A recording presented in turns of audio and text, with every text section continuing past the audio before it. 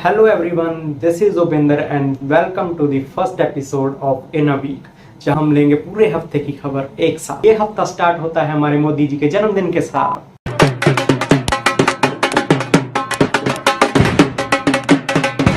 So let's begin with the big story. इस हफ्ते की सबसे बड़ी स्टोरी है कि हमारे देश का जो नया संसद भवन है उसमें अब वर्किंग स्टार्ट हो चुकी है।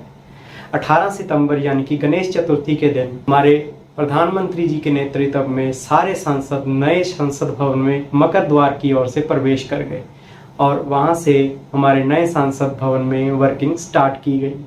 इससे पहले हमारे प्रधानमंत्री जी ने पुराने संसद भवन में अपनी लास्ट स्पीच में कहा कि अब से पुराना संसद भवन संविधान सदन के नाम से जाना जाएगा। इसकी जरूरत हमें इसलिए पड़ी क्योंकि 2026 में हमारे देश में डीलिमिटेशन होगी, यानी कि हमारे जो स्टेट्स हैं उसके नए बॉर्डर्स निर्धारित किए जाएंगे, जिसे डीलिमिटेशन बोला जाएगा। उससे हमारे देश में कई लोकसभा सीटें और राज्यसभा की सीटें बढ़ेंगी और इसी के चलते पुराने संसद भवन में सीटिंग कैपेसिटी कम होने के कारण हमें हमारे देश को एक नए और आधुनिक संसद भवन की जरूरत थी। और सबसे बड़ी बात, जो पुरानी हमारी बिल्डिंग थी वो 100 साल से भी ज्यादा पुरानी थी, इसलिए वो अब जर्जर हो चुकी थी। दूसरी बिग स्टोरी है विमेन रिजर्वेशन बिल, जिसे नारी शक्ति वंदन अधिनियम 2023 भी बोला गया।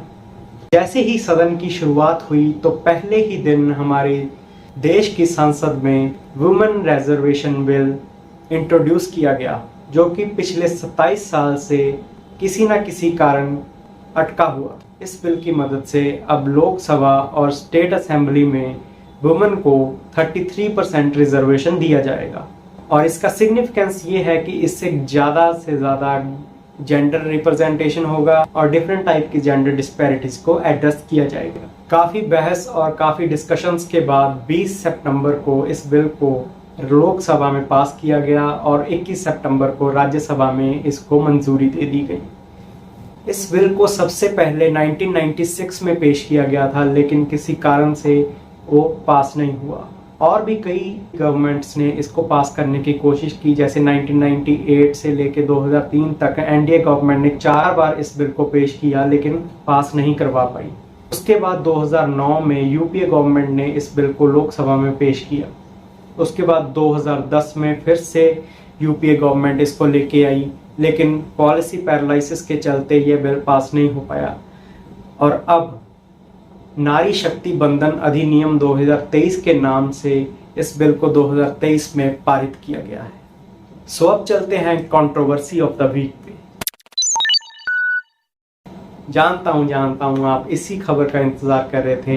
इंडिया कनाडा रिलेशनशिप आ गए भैया, रुक जाओ। तो इंडिया कनाडा के रिलेशनशिप में क्लैश तब शुरू हुआ जब कनाडा के प्रधानमंत्री जस्टिन ट्रूडो ने पार्लियामेंट में ये बोला कि एक कैनेडियन नागरिक जिसका नाम हरदीप सिंह निज्जर है, उसकी जून में हत्या की गई और उस हत्या में उन्होंने भारत पे और भारत की एजेंसियों पे सीधे सीधे आरोप लगाए हैं कि इसमें भारत का हाथ हो सकता है।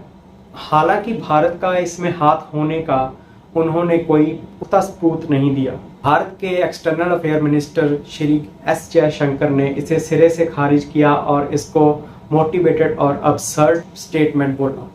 इसके बाद कनाडा के फॉरेन मिनिस्टर ने हमारे देश के टॉप मोस्ट ऑफिशियल को एक्सपेल कर दिया। उसके रिस्पांस में इंडिया ने भी कनाडा के टॉप मोस्ट ऑफिशियल को एक्सपेल कर दिया। इसके बाद कनाडा ने एक एडवाइजरी जारी की कि कनाडा के लोग जो हैं वो अगर भारत घूमने जाएं तो भारत की कुछ स्टेट्स में ना जाएं, जैसे कि जम्मू कश्मीर, असम, मणिपुर, राजस्थान, पंजाब के बॉर्डर्स एरिया में। तो इसी के रिस्पांस में इंडिया ने एक एडवाइजरी जारी की कि हो सकता है भारत के लोगों को कनाडा में खतरा हो। जब हम वीडियो रिकॉर्ड कर रहे हैं तो इस वक्त तक कनाडा की ओर से कोई भी पुख्ता सबूत नहीं दिया गया। हालांकि ये भी कयास लगाए जा रहे हैं कि कनाडा में अगले साल चुनाव होने के कारण ये एक पॉलिटिकली मोटिवेटेड चाल हो सकती है ताकि माइनॉरिटीज का वोट लिया जा सके। अगली कंट्रोवर्सी तब शुरू हुई जब चाइना में होने वाले एशियन गेम 3 भारत के खिलाड़ियों को खेलने नहीं दिया गया। ये तीनों भारत के जो खिलाड़ी हैं वो अरुणाचल प्रदेश से बिलोंग करते हैं और चाइना ने ये कहकर इनके खेलने को खारिज कर दिया कि ये तीनों अरुणाचल से हैं और चाइना अरुणाचल को इंडिया का पार्ट नहीं मानता।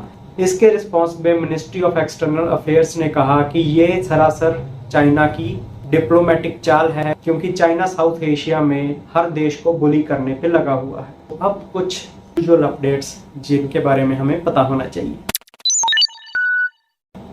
तो पहला ये अपडेट है कि इस बार हमारे रिपब्लिक डे पे यूएसए के प्रेसिडेंट जो बाइडन चीफ गेस्ट के रूप में आएंगे। दूसरा अपडेट है मध्य प्रदेश के ओंकारेश्वर टेम्पल के पास 108 फुट ऊंची आदि शंकराचार्य की नई मूर्ति का उद्घाटन किया गया और इस कॉरिडोर का नाम अद्वैत कॉरिडोर रखा गया। इसी के साथ हमारे प्राइम मिनिस्टर ने आर्टिसंस एंड क्राफ्ट्स पीपल के लिए पीएम विश्वकर्मा योजना की शुरुआत की। Hope you like our video.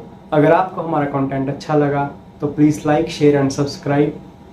Thank you so much.